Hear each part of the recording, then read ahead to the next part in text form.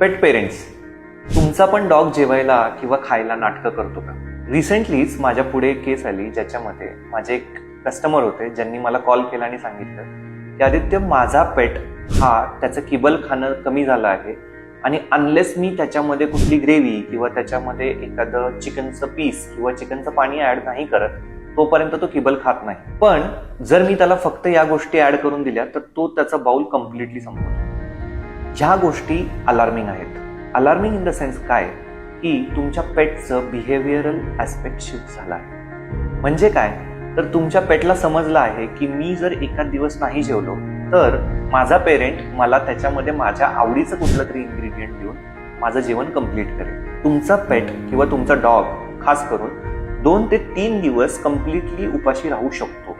त्याच्या बॉडीमध्ये तेवढी एनर्जी किंवा तेवढे फॅट्स आहेत की जे ते फंक्शनिंग करण्यासाठी हेल्प करू शकतं.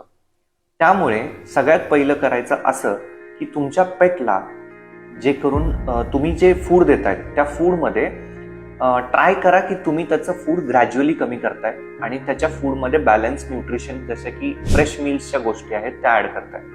सेकंड म्हणजे त्याच्या समोर त्याचं बाउल हे फक्त अर्धा तासच राहील.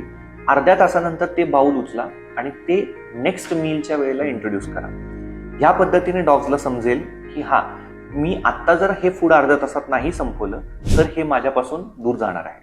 आय नो या सगळ्या टिप्स तुम्हाला फॉलो करताना तुमच्या लाडक्या पेटला मनावरती दगड ठेवून असं वागवावं लागेल.